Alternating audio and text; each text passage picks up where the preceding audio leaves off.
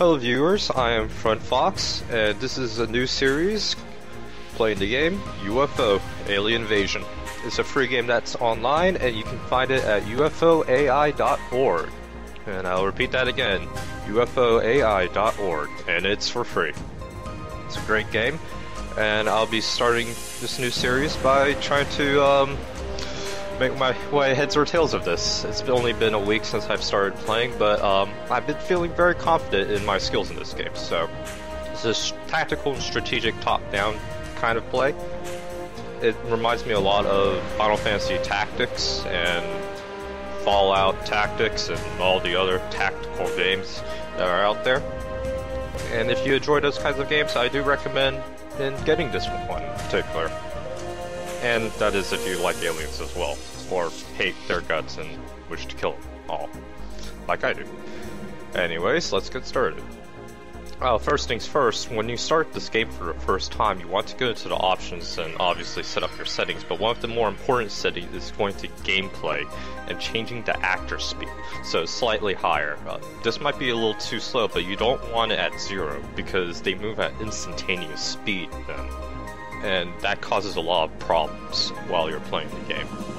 So just bump it up to around here. If you want it to go faster, you can make it go higher, but whatever your preferences suit. Just don't make it too high or nothing. So that's just my tip. Anyways, we're gonna do a full campaign on single player. I'm gonna do a hard campaign. I've initially started this on a standard campaign. That seems to be a bit too easy for me, because I feel very confident that I'm going to be doing well, or I'm going to screw up royally, which to everybody's amusement. And it will happen. People will die, and I advise everybody not to get too attached to the soldiers in this game, because they will die, and if you're not careful, they will die often. Anyways, let's start this campaign. You can see the settings and so on below, and each and every one. Obviously with the harder campaigns, you have to make every nation happier, and you're not allowed as much depth. And I've never been in depth, so we'll see where it goes. Anyways, let's start the campaign.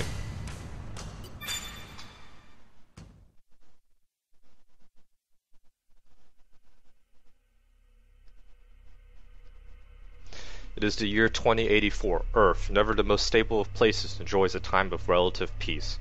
The violent beginnings of the 21st century are far away now, distant memories, but not so distant that they've been forgotten. To most of the Earth's people, the Second Cold War is a dark shadow from the past, much like the World Wars were to the children of the late 20th. Conflict has gotten rarer near the end of the century as new technology and universal healthcare finally becomes available to the Third World. Even the fires of terrorism have cooled in the wake of the Second Cold War, with its horrors and inhumanity still fresh in the minds of the people. From the old United States to the ravaged Indian subcontinent, class struggles are ascending to the political battlefield now that every nation is guaranteed a fair representation in the UN, and the global standard of living slowly on the rise down to the most impoverished corners of the planet. Countries have solidified, stabilized around a restructured United Nations that successfully polices the world governments. Fragmented clumps of smaller nations, frightened at first by the vast power blocks of accumulating around China and the European Union, have banded together into a powerful political leagues of their own, then found themselves with no neighbors they can safely fight. For the first time in the history of mankind, there is law and order across more than 3/4 of the world. To many people on Earth, it seems like all things are going right. Of course, not all things can go right. The first attack hits the city of Mumbai on the 3rd of March, 2084. 6 small UFOs appear out of nowhere and come screaming down from orbit, undetected by the vast radar installation covering the skies over Mumbai, and set down in the single most densely populated city on Earth. They offer no warning, no explanation. 20,000 innocent civilians and 3 battalions of elite troops are massacred over a course of 12 brutal hours before mass Commonwealth soldiers manage to bring the alien advances to a standstill. Then, as suddenly as they appeared, they retreated to their craft and vanished into orbit, leaving only the ravaged streets of Mumbai as evidence. An emergency meeting of the UN provides no conclusive direction. The incursion continues faster, larger, more savage than before. This time in Bonn, Johannesburg, and Bangkok. Some nations attempt diplomacy, sending messages in 1,000 different languages to the alien ravaging across the countryside. Their words were ignored. Within hours, all 3 cities are empty of human life. The attack is over by the time the various militaries are given permission to strike back. The aliens leave nothing behind them but concrete and blood. All the UFOs disappear without a trace. No one doubts they will be back.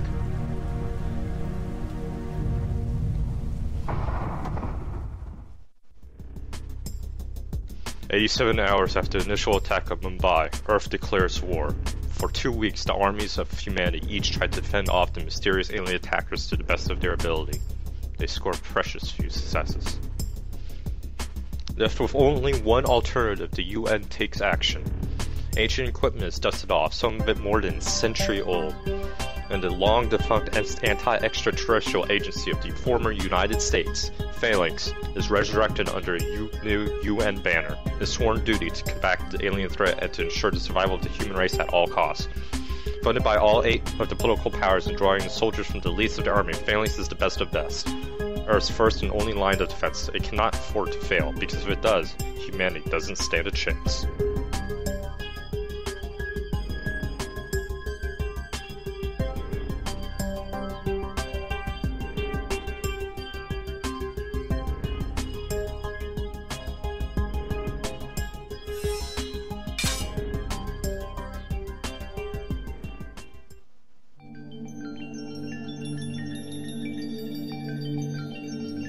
Alright, first order of business, we have to establish a base. And if you realize, this looks a lot like Google Earth. And it is, indeed, a representation of our own planet here.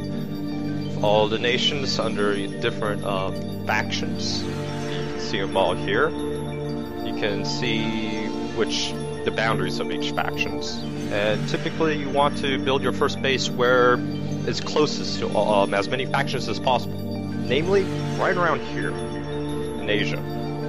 So, I'm not going to be doing that. In fact, I am going to essentially screw myself a little bit and go for a more far-thinking strategy. And that is to build at least one base in every single continent and faction. Which means, I believe, 8.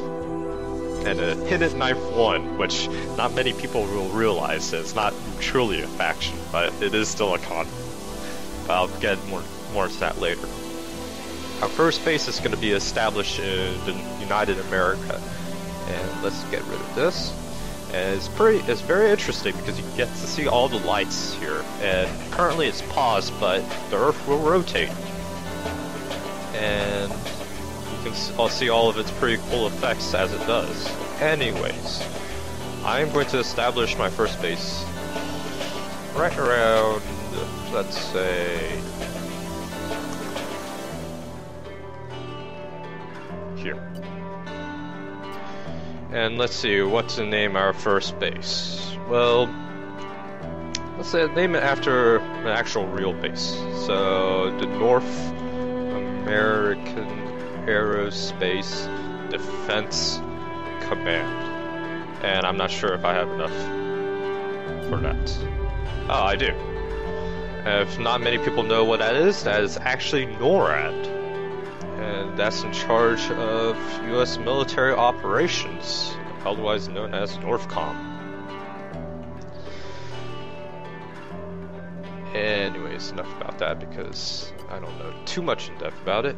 We get to our hangar and our various installations within our building. So this is the alien containment facility, the 2 hangars, a large one and a small one, radar installation, the most vulnerable point in our base, the entrance, storage, power plant, I was going to say bunker / barracks, but call them living quarters. The hospital, the laboratory, the workshop, which consumes 2 spots, as well as the command center. And we can expand on this and start constructing additional buildings. And you can read all of their stats right here. At the moment, I'm not certain what building to add on to this, but I am thinking of adding either another living quarters or some storage. But neither of that is quite necessary right now, so I'll hold off on that. Our next option is aircraft, and you can see our aircrafts here. The Firebird D is our transport aircraft. It's fairly slow. Its statistics are located in this box right here, and it's currently refueling. And this is our attack helicopter, or aircraft as you would say, the Stiletto 1. Or I'm not really sure. It's the most basic of attack aircrafts. It can down smaller UFOs, but it's actually no match to the larger ones that we will face in this game. And a lot of the aerial battles are going to be trial and error initially, because you won't exactly know what aircraft can shoot down what UFO, and what UFO can just essentially trounce anything that you throw at it. So you will, if this is your first time playing through this, you will lose a significant amount of aircrafts this way. And if you're watching this, hopefully I can remedy that. Anyways, I'm going to be renaming our aircrafts here. For one, the Firebird is going to be named the Pavlo. And the Stiletto, of course, is going to be named the Apache. Not the Cobra, but the Apache. US Army, go. And we have our little tabs right here to determine who's piloting each aircraft, what their equipments are. Currently, the Apache has a Shiva rotary cannon on it, and that's a very good short distance weapon. And you can determine what kind of ammunition it's outfitted with. It's currently outfitted with the API, or the armor piercing rounds, incinerators.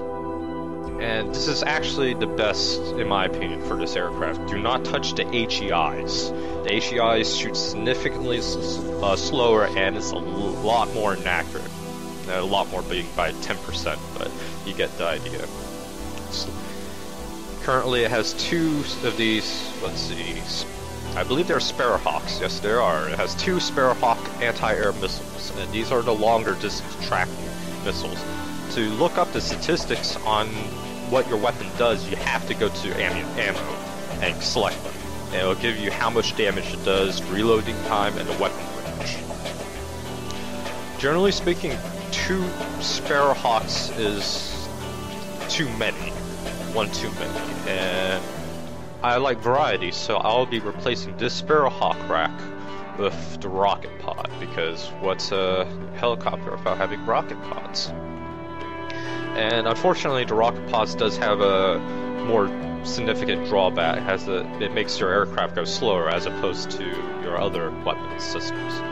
But that's a sacrifice at the moment I'm currently willing to make. So we're going to get that installed, and it's going to take 3 hours to remove it, and I think 3 hours to put it back on. And I do not believe we have to worry about equipping the ammo, because it automatically equips it as soon as the new weapon is installed.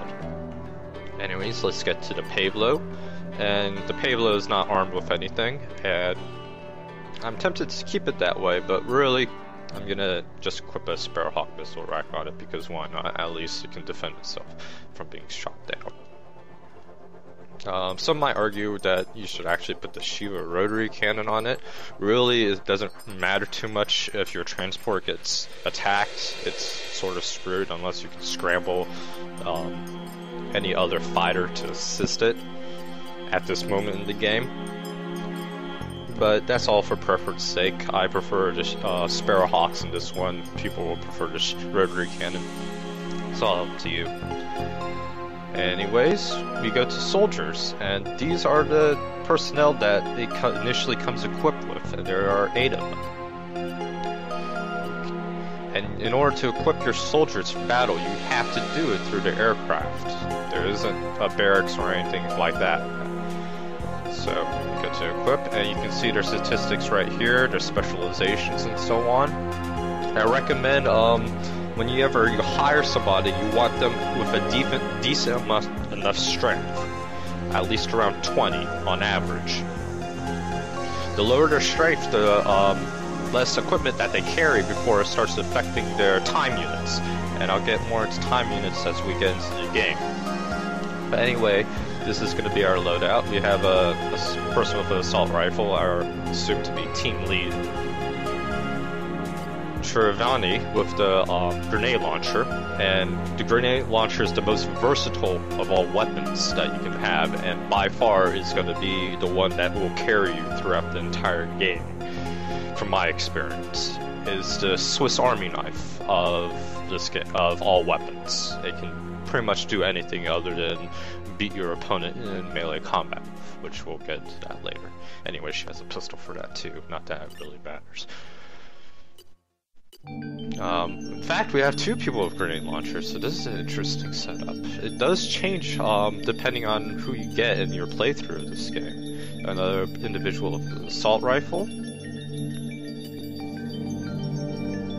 and another 3 grenade launchers. I'm surprised, and only 1 sniper. So this is very interesting. I do believe that I will be changing this setup. And here's my reason why. You want variety. You don't want people with just all assault weapons or sniper rifles, even though I was tempted at one point to equip everybody with sniper rifles. Good thing I didn't, because the sniper rifles are not that accurate, and you'll see why. Anyways, I will be modifying everybody, so this is going to take some time, so bear with me. The best way to do that is deselecting them from this menu, so they're not assigned, and all of the equipment that they have is removed from them. And now you get to pick your team lead, which will be number 1 on your keyboard. And generally my team lead is somebody with a good amount of heavy weapon skills.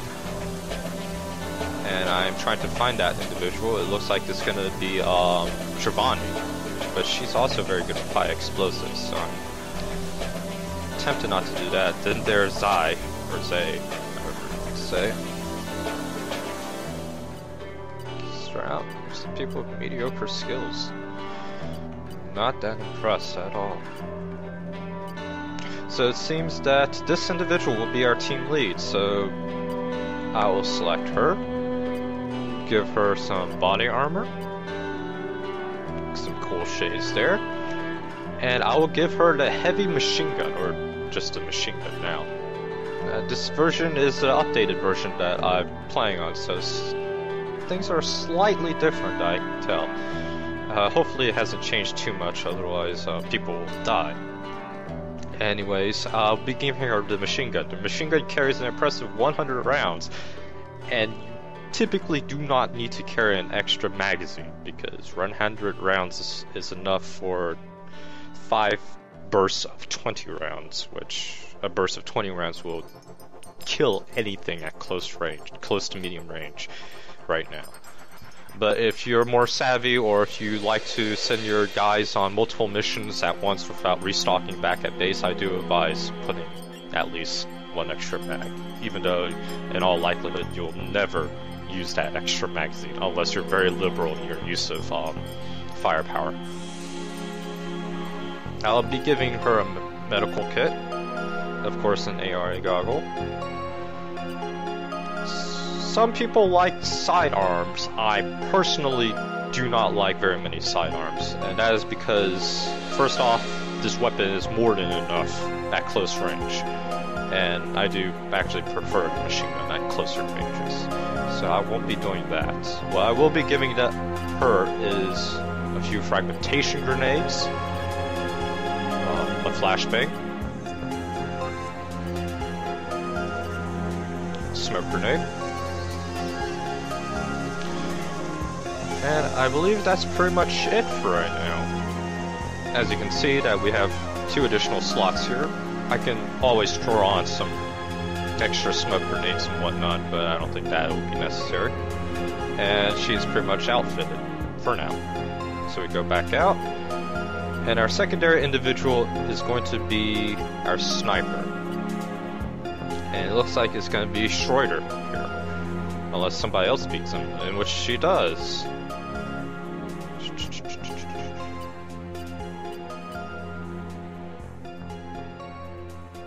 And this guy, so I typically want at least 2 snipers on my team, so they're gonna be Schroeder and you. And I don't mean you as you and the viewers. Anyways, let's get them both equipped with sniper rifles, both equipped with armor. They will need extra magazines, so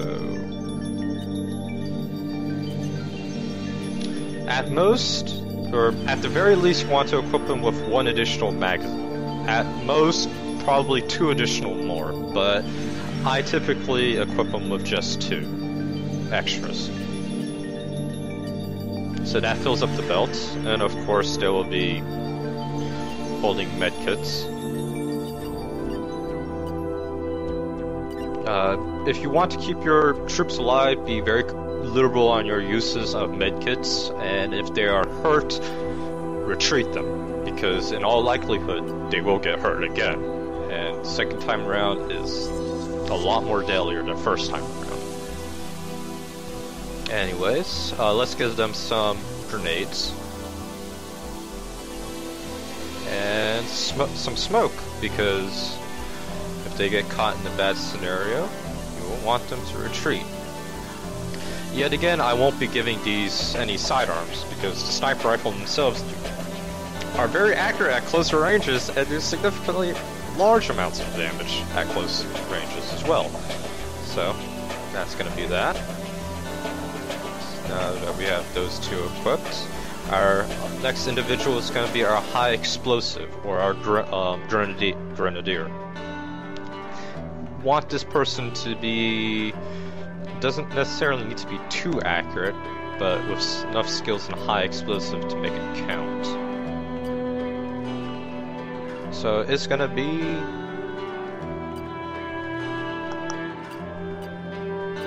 this guy. So he is going to be our grenadier, dedicated grenadier.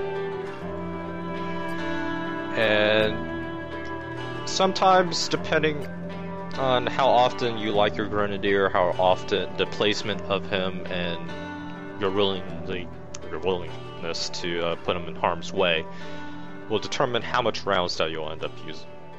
And I typically use my grenadier very often. This is a little too much, but he'll have enough for another mission if I do not restock him at base. Let's give him that. So the IR goggles, of course. Make sure everybody else is set up with IR goggles. And we don't have any combat armor now, but we'll change that once we get to the store and purchase something. Obviously, the grenade launcher is not so great at close combat, so you may want to consider replacing the medkit with him with something like the micro shotgun, which is absolutely deadly at close range. And I'll show you if I get a chance. And as a result, we can put our magazine like that, sideways, into our belt or into our backpack, into our holster or whatever. Notice that the micro shotgun requires you to put away your grenade launcher in order to use it in your main hand. And this is different from many other sidearms or even the medkit, where you can hold your primary, your right hand, and just use your secondary as a single-handed weapon. So this is the drawback to many of the secondaries. Combat not going to be using that. So I'll show that to you. Hopefully we'll get to use that. And that leaves us with our next high explosive expert, which will be carrying our ever so useful rocket launcher. And there we go. Of course, the rocket launcher requires both hands at all times. So there's no use, almost little use of giving her any kind of secondary, unless you really plan on wanting to make the most out of her and using her, and also in close quarters combat. I like keeping people specialized in whatever duties that they have, so that's not going to be an issue for me. Give her some IR goggles, and you will use many rockets. So, many rockets. And she's all set. The next individual will probably be your assault squad, or anybody else that you want to equip with whatever weapons. So Haley is extremely good with assault weapons. Next on your list. And it's go back, exit out of that. Charlotte, sniper or assault rifle, 2 magazines, medkit, there we go. Put that in your holster. Fragmentation grenade and a flashbang.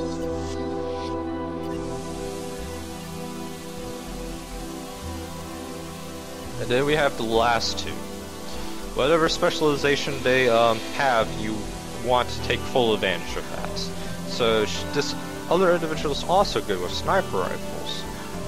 So I could potentially have a 3rd sniper. That's actually rather tempting right now, considering.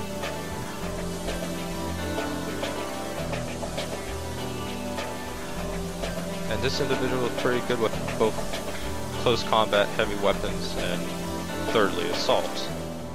And as well as high explosive issues. That's very interesting. I'll be outfitting her next. As you can tell, just preparing your soldiers is a lengthy process. Why don't I just give her the flamethrower? I generally do not use the flamethrower due to its lack of range, but it is known for its incredible effectiveness over the shotgun. Whereas the shotgun actually has a bit more range. So I'll be giving her the med kit, fragmentation grenade, and of course a flashbang. Lastly, Chan. Extremely good with sniper rifles. Tempted to even just give her a sniper rifle, but alas we don't have any more. So let's give her a heavy weapon. Another grenade launcher, perhaps? I feel like 1 is good enough. Let's give her the shotgun. With the sabos and the flechet. The sabos have longer range, and the flechet is absolutely tears up people in close combat. So for 1 of each, I do believe this is currently outfitted with sabos. And of course give her a med kit.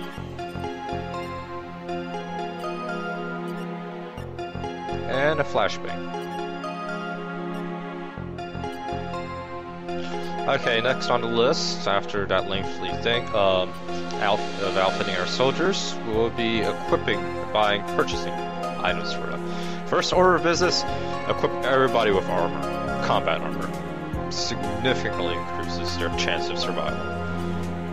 We do not need 10 medkits, at most we need 8. Unless you want to do something else later on. We could use more fragmentation grenades. A couple of those. Flashbangs and smoke grenades are utility weapons. I will not be using them later on in the game, but early on they can be handy. We need more rockets. Can't go wrong with more ammo.